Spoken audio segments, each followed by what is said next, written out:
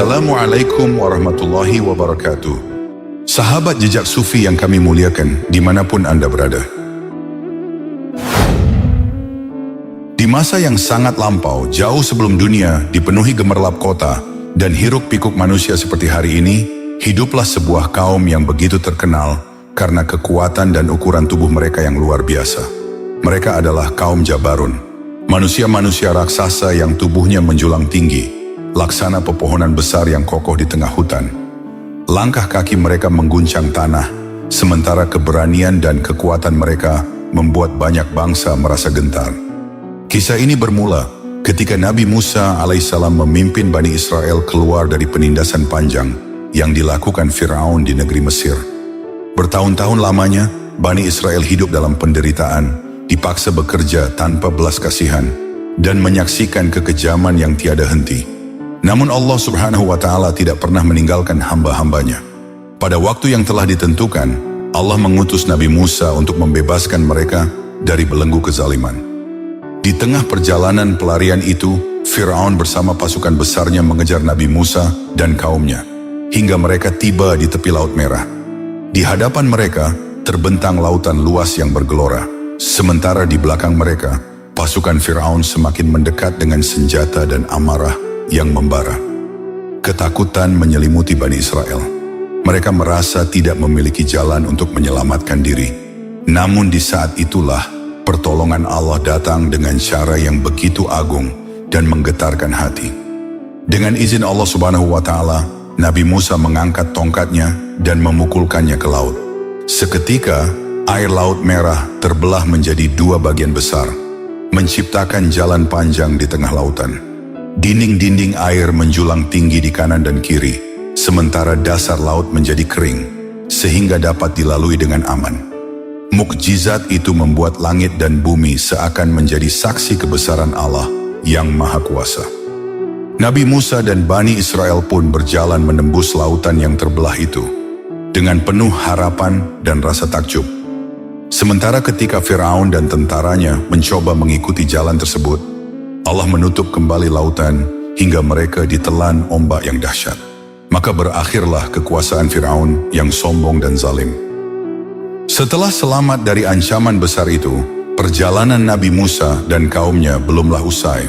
Allah subhanahu wa ta'ala kemudian memerintahkan mereka untuk melanjutkan perjalanan menuju sebuah negeri yang telah dijanjikan.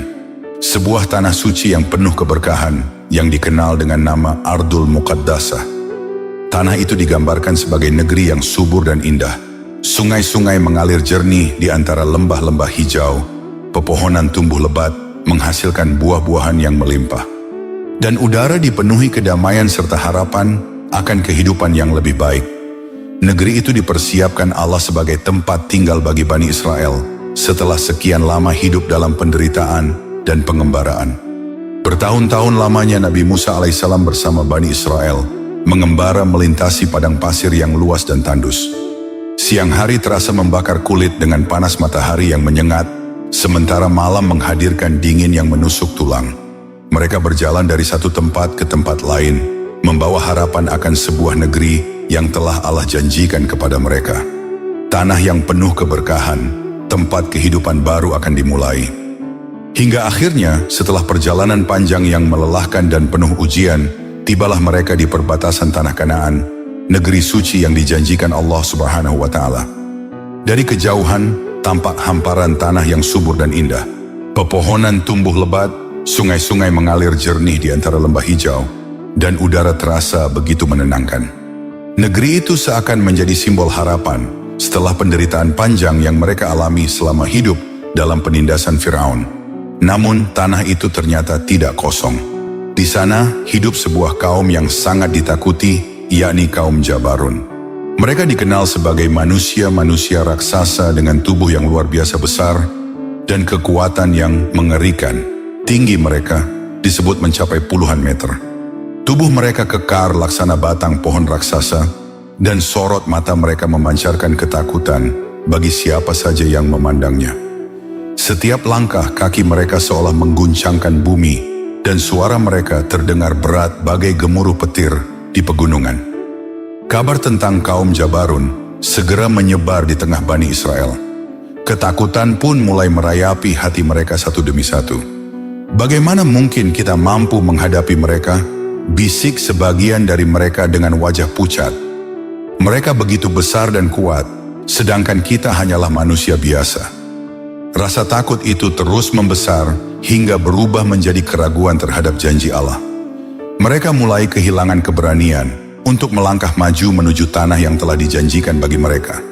Akhirnya, mereka berkumpul di hadapan Nabi Musa dan berkata dengan suara penuh kegelisahan, "Wahai Musa, kaum itu terlalu kuat untuk kami.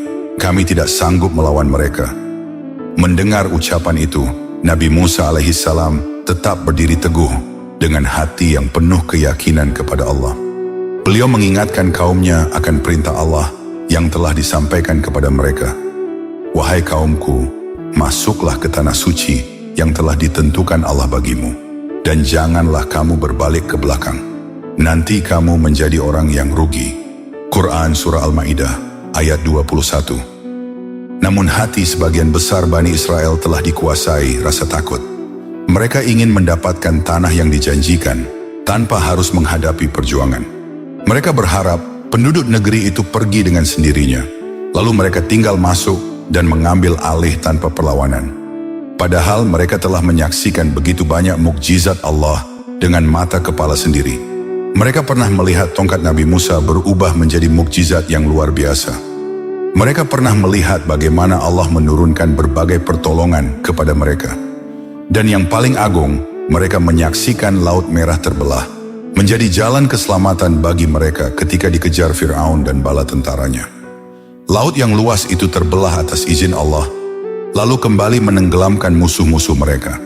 Tetapi anehnya, meskipun telah melihat begitu banyak tanda kebesaran Allah diperlihatkan, hati mereka tetap dipenuhi keraguan. Ketakutan mereka kepada kaum Jabarun terasa lebih besar daripada keyakinan mereka kepada pertolongan Allah.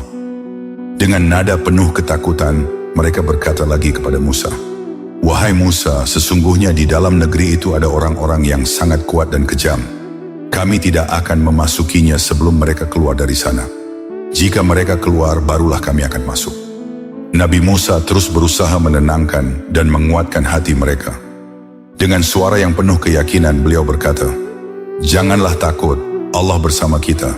Jika kita beriman dan bertawakal kepadanya, maka tidak ada yang mustahil. Allah yang telah menyelamatkan kita dari Fir'aun, dan Dia pula yang akan memberikan kemenangan kepada kita."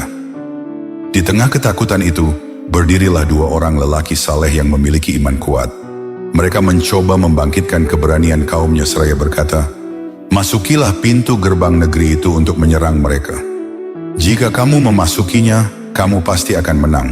Dan bertawakallah hanya kepada Allah, jika kamu benar-benar orang beriman." Quran Surah Al-Ma'idah ayat 23. Namun sayangnya sebagian besar Bani Israel tetap dikuasai rasa takut dan kelemahan hati. Mereka menolak perintah Nabi Musa dengan ucapan yang sangat menyakitkan. "Wahai Musa, sesungguhnya kami tidak akan pernah memasukinya selama mereka masih ada di dalamnya. Karena itu pergilah engkau bersama Tuhanmu, lalu berperanglah kalian berdua. Kami akan tetap duduk menunggu di sini saja." Quran Surah Al-Ma'idah ayat 24. Ucapan itu menjadi bukti pembangkangan mereka kepada Nabiullah. Mereka berpikir dengan logika yang keliru. Jika Allah benar-benar menjanjikan kemenangan, maka biarlah Musa dan pertolongan Allah yang menghadapi peperangan terlebih dahulu, sedangkan mereka memilih menunggu hasilnya. Ketakutan mereka telah membuat hati mereka lemah. Padahal kemenangan seringkali datang kepada orang-orang yang berani percaya kepada Allah, meskipun bahaya berdiri di depan mata. Adapun Jabarun, sesungguhnya bukanlah nama suatu kaum tertentu, melainkan sebuah sebutan bagi manusia-manusia yang memiliki kekuatan luar biasa dan tubuh yang sangat besar. Para ahli tafsir menyebutkan bahwa mereka berasal dari keturunan bangsa Amalikoh, sisa-sisa kaum perkasa yang masih memiliki hubungan dengan kaum Ad, bangsa besar yang pernah hidup pada masa Nabi Hud alaihissalam. Mereka dikenal sebagai manusia-manusia raksasa dengan tubuh yang menjulang tinggi dan kekuatan yang menakutkan. Konon, tinggi rata-rata mereka mencapai 50 hasta, atau sekitar 22 meter. Tubuh mereka besar dan kokoh seperti benteng batu, dengan lengan yang kuat dan langkah kaki yang membuat tanah bergetar. Siapapun yang melihat mereka untuk pertama kalinya akan merasa kecil dan tak berdaya. Kabar tentang sosok-sosok raksasa itu membuat hati Bani Israel dipenuhi ketakutan. Mereka membayangkan bagaimana mungkin manusia biasa dapat menghadapi makhluk sebesar itu. Padahal sebelumnya mereka telah berkali-kali menyaksikan mukjizat Allah melalui Nabi Musa alaihissalam. Mereka melihat laut terbelah, menyaksikan Fir'aun ditenggelamkan, dan melihat berbagai tanda kekuasaan Allah dengan mata kepala sendiri. Karena ketakutan itulah, mereka terus mencari alasan untuk menghindari peperangan dan menolak perintah Nabi Musa. Meskipun pintu menuju tanah yang dijanjikan sebenarnya telah terbuka di hadapan mereka, akan tetapi di tengah kegelisahan dan ketakutan itu, masih ada dua orang pemberani yang tetap teguh dalam keimanan. Mereka adalah Yusha bin Nun dan Kalib bin Yufana. Keduanya memiliki keyakinan yang kuat kepada pertolongan Allah dan tidak gentar menghadapi kaum Jabbarun. Melihat keadaan kaumnya yang penuh keraguan, Nabi Musa pun memutuskan untuk mengirim Yusha dan Kalib menyelidiki negeri tersebut. Dengan penuh kehati-hatian, keduanya berangkat memasuki kota tempat kaum Jabbarun tinggal. Mereka berjalan diam-diam melewati lembah dan bebatuan, berusaha agar tidak terlihat oleh siapapun. Setelah perjalanan yang menegangkan, akhirnya mereka berhasil menyusup masuk ke dalam negeri itu. Namun begitu melihat langsung penduduknya, keduanya dibuat terdiam oleh pemandangan yang ada di depan mata. Desas-desus yang selama ini beredar, ternyata bukan sekadar cerita yang dibesar-besarkan. Kaum Jabbarun memang benar-benar memiliki tubuh yang luar biasa besar. Mereka berjalan seperti menara hidup yang bergerak. Bahu mereka lebar, tangan mereka sebesar batang pohon, dan wajah mereka tampak garang serta menakutkan. Benteng-benteng kota mereka berdiri tinggi dan kokoh, sementara suara mereka terdengar berat seperti gemuruh di kejauhan. Walau demikian, Yusha dan Kalib tidak kehilangan keberanian. Mereka terus mengamati keadaan kota itu, demi membawa kabar yang jelas kepada Nabi Musa dan Bani Israel. Namun nasib sial menimpa mereka. Saat sedang berusaha bersembunyi dan menghindari penjagaan, tanpa sengaja mereka tertangkap oleh salah seorang dari kaum Jabbarun. Dengan mudahnya raksasa itu mengangkat mereka, seperti seseorang memegang dua anak kecil yang tak berdaya. Tanpa memberi kesempatan melarikan diri, keduanya pun digiring menuju hadapan pemimpin kaum Jabbarun. Di sepanjang perjalanan, Yusha dan Kalib hanya bisa menyaksikan betapa besarnya bangsa itu dari dekat. Rumah-rumah mereka bagaikan istana raksasa, sementara para penduduknya memandang mereka dengan tatapan tajam, penuh rasa ingin tahu. Dan saat mereka akhirnya dibawa ke hadapan sang pemimpin, suasana menjadi begitu menegangkan. Dua orang utusan kecil dari Bani Israel kini berdiri di tengah bangsa raksasa yang terkenal bengis dan ditakuti oleh banyak manusia. Di hadapan pemimpin kaum Jabbarun, Yusha dan Kalib berdiri dengan jantung berdegup kencang. Tubuh-tubuh raksasa yang mengelilingi mereka tampak seperti tembok hidup yang siap menghancurkan siapa saja yang dianggap musuh. Suasana di Balai Rong itu terasa begitu mencekam. Langit-langit bangunan menjulang tinggi, sementara suara langkah para raksasa bergema berat di setiap sudut ruangan. Sang pemimpin Jabbarun memandang mereka dengan tatapan tajam dan penuh wibawa. Suaranya terdengar berat, bagaikan gemuruh batu yang saling bertabrakan. "Dari mana kalian berasal? Dan untuk apa kalian datang ke negeri kami?" tanya pemimpin kaum Jabbarun.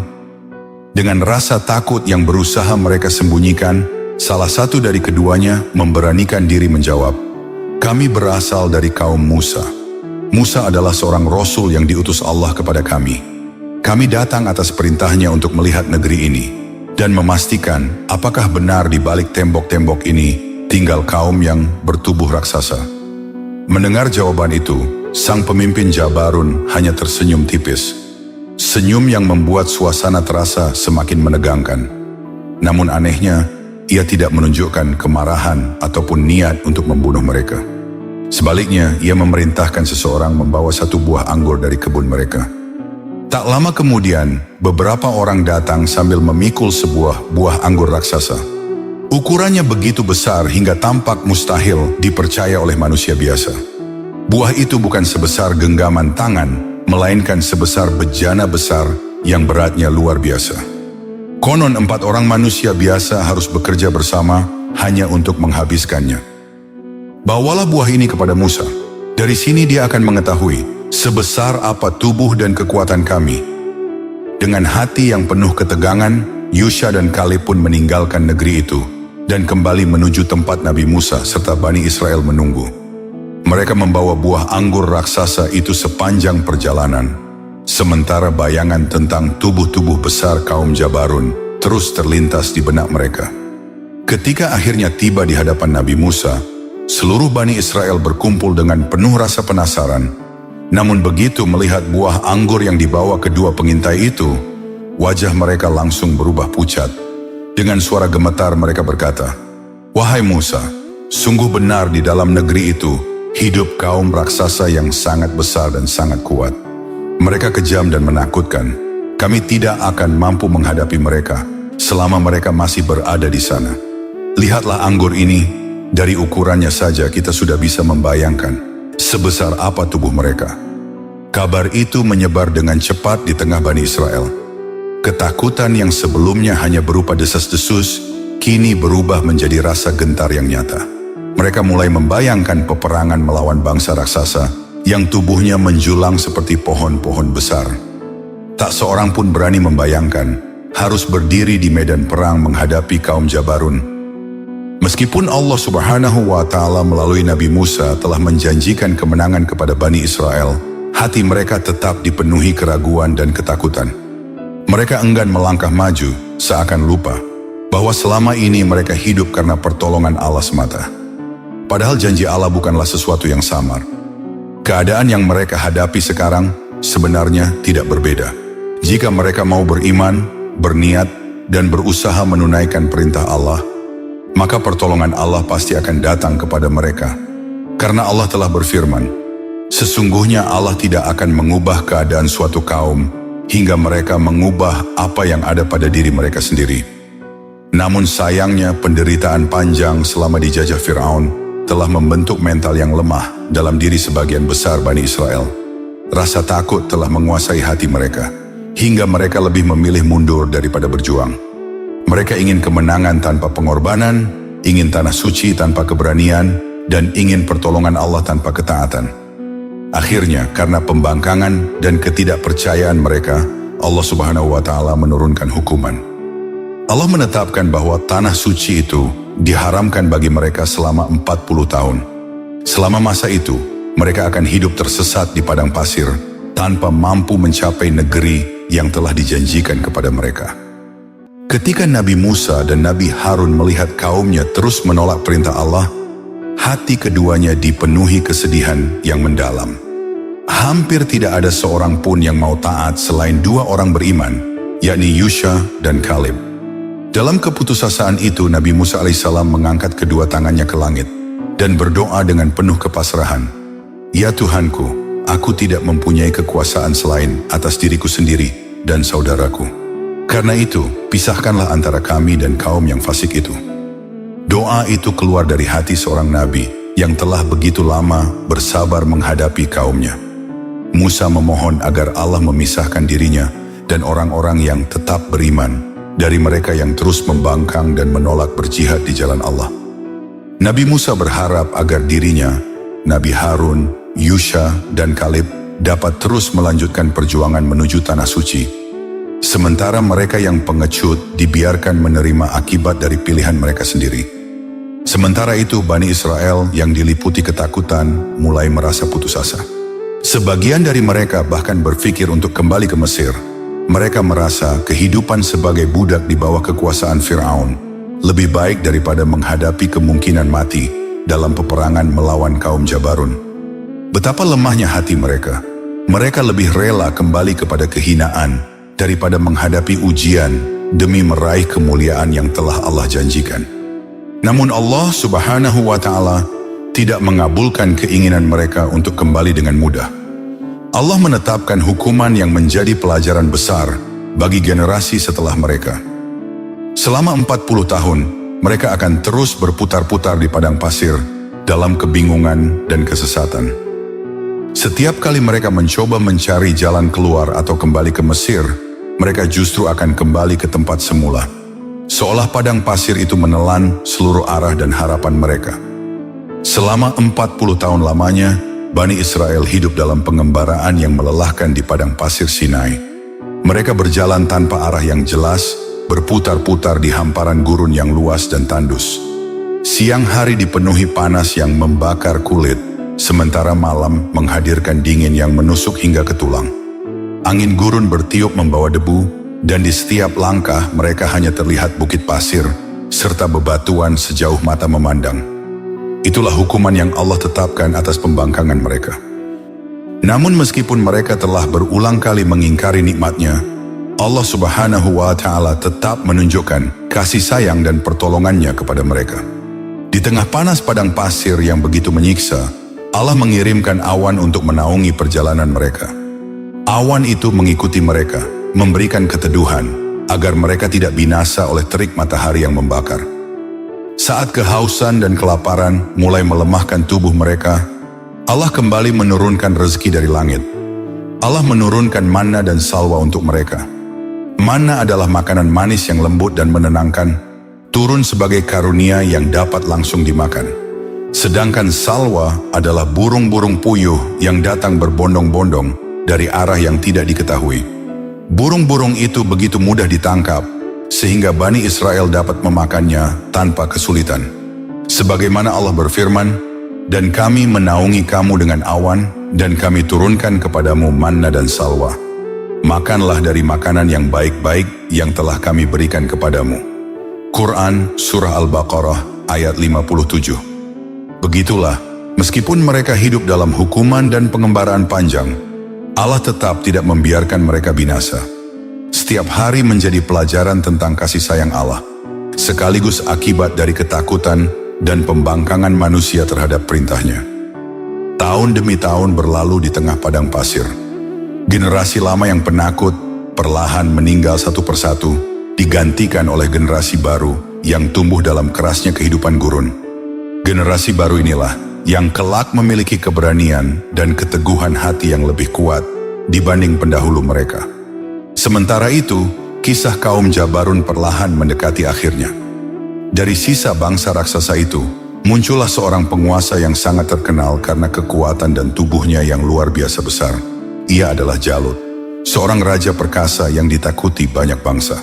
Tubuhnya tinggi menjulang, persenjataannya berat, dan keberaniannya membuat pasukannya merasa tidak terkalahkan. Nama Jalut menjadi simbol kekuatan dan ketakutan. Namun sebesar apapun kekuatan manusia, tidak ada yang mampu melawan kehendak Allah Subhanahu wa Ta'ala. Pada suatu masa, Jalut akhirnya berhadapan dengan seorang pemuda beriman yang kelak menjadi nabi dan raja besar. Dialah Nabi Daud alaihissalam. Saat banyak prajurit merasa gentar menghadapi Jalut, Nabi Daud maju dengan keyakinan penuh kepada Allah. Pertarungan itu menjadi duel yang sangat menentukan. Di hadapan pasukan yang menyaksikan dengan tegang, Nabi Daud menghadapi raksasa perkasa Jalut hanya dengan keberanian, keimanan, dan izin dari Allah Subhanahu wa Ta'ala. Dengan sebuah lemparan yang tepat, Jalut berhasil dikalahkan. Maka runtuhlah kekuasaan sang raja raksasa.